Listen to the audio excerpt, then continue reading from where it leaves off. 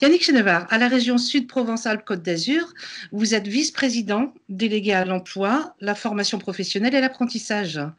Je voulais tout d'abord vous remercier d'avoir accepté de répondre à nos questions.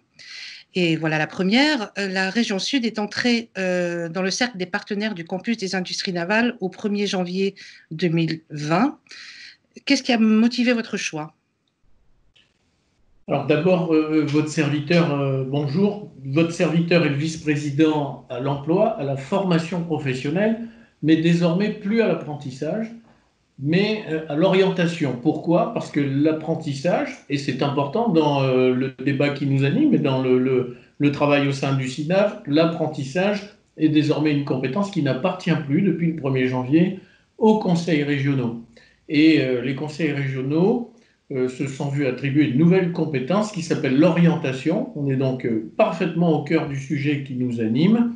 L'orientation tout au long de la vie, c'est-à-dire quand on est au collège, ou quand on a 50 ou 55 ans ou 40 ans et qu'on souhaite donner un tournant et un virage à sa vie personnelle et professionnelle. Pourquoi la région sud à l'intérieur du SINAV? J'aurais tendance à dire, mais pourquoi si tard? Pourquoi est-ce qu'on ne l'a pas déjà fait plus tôt?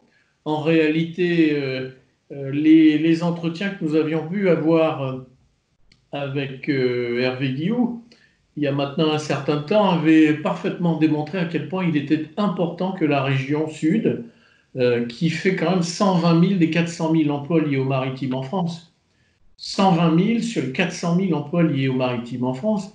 Et l'interrogation était, mais pourquoi notre région n'est-elle pas déjà à l'intérieur du SINAV? Eh bien, aujourd'hui, avec Renaud Muselier, il a été naturellement décidé que la région se devait d'être à l'intérieur du SINAV et d'être un partenaire pour un certain nombre de raisons, et notamment un certain nombre de raisons majeures. Aujourd'hui, en matière de formation professionnelle et d'orientation, et naturellement d'emploi, on fait le constat, notamment parce que dans la filière navale, dans les filières navales, il y a plus de 17 métiers en tension, qu'il y a un vrai besoin de faire caler le besoin du monde économique, le besoin des industriels, le besoin des artisans qui travaillent dans ces secteurs, avec la réponse de formation. Très bien. Alors, que peut attendre exactement la région de ce partenariat? C'est d'abord un vrai partenariat, vous venez de le dire.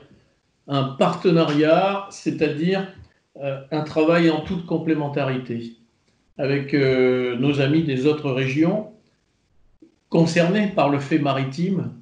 On peut quand même rappeler que le fait maritime en France est majeur, même si pendant très longtemps, historiquement, beaucoup de gens avaient tendance à se tourner vers l'intérieur des terres. La réalité, c'est que le fait maritime est fondamental, qu'il est mondial, et que la diplomatie même économique liée au développement industriel, elle est hyper importante pour les années qui viennent. Elle l'était déjà, elle le sera encore plus compte tenu de l'importance prise par la mer. Et donc un partenariat, une présence à l'intérieur du SINAV, elle apparaissait naturelle. Je le disais tout à l'heure, les régions ont une compétence économique, elles ont des compétences liées à l'emploi, elles ont désormais des compétences liées à l'orientation.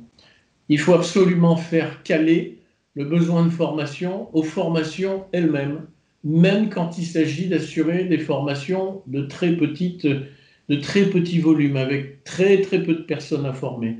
Et c'est ce que nous avons commencé à faire au sein de la région Sud, en faisant en sorte qu'à côté des grosses masses de formation, qui sont notamment aujourd'hui traitées à l'intérieur du PAC, eh bien, et donc pour ce qui concerne la région Sud, par l'État via Pôle emploi, que nous ayons des formations extrêmement ciblées pour répondre exactement aux besoins du tissu économique régional.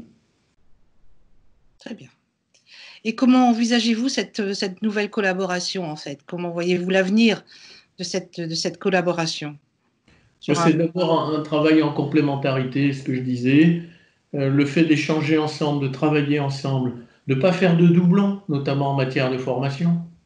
Ce n'est pas la peine de réinventer l'eau chaude.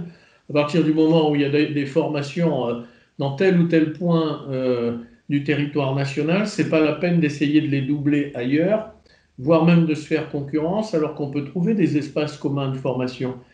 L'idée, c'est celle-là, c'est de faire en sorte que nous puissions mettre en commun, partager et faire en sorte que chaque secteur, avec ses spécificités, et notamment en lien étroit avec les campus des métiers et des qualifications. L'Université de Toulon développe son campus des métiers et des qualifications de la mer. Ça permet de labelliser un certain nombre de formations. Nous avons labellisé, par exemple, des formations très particulières en lien avec la Marine nationale, les mécatroniciens, dont nous avons aujourd'hui la lisibilité sur des formations qui vont aller jusqu'au master, alors que précédemment, ça n'était pas le cas, c'était un certificat. Donc ce travail de complémentarité est essentiel, c'est la raison pour laquelle la première question, pourquoi la région sud à l'intérieur du CINAV, c'était, mais pourquoi n'y étions-nous pas déjà? Parce que quelque part, la complémentarité va nous permettre d'avancer ensemble. Il y a des enjeux industriels énormes. Il y a un certain nombre de beaux marchés en Australie avec Naval Group, au Sénégal avec Piriou. Il y a des enjeux en matière de formation qui sont essentiels. Les régions sont au cœur du sujet et avec nos partenaires et nos collègues des autres régions qui bordent la façade maritime de la France, eh bien, il y a un très très beau travail de partenariat à faire. Bien, écoutez, merci beaucoup. Est-ce que vous souhaitez rajouter quelque chose? Est-ce que vous avez un message à faire passer ou Bon, le message, c'est que nous allons être très heureux de travailler tous ensemble, d'apporter modestement notre pierre à l'édifice et de faire en sorte que nous puissions développer au service du pays, naturellement, car l'industrie navale, elle pèse dans l'économie de notre pays et au service des emplois à l'intérieur de notre territoire pour faire en sorte que demain, la France soit toujours un leader dans ces secteurs.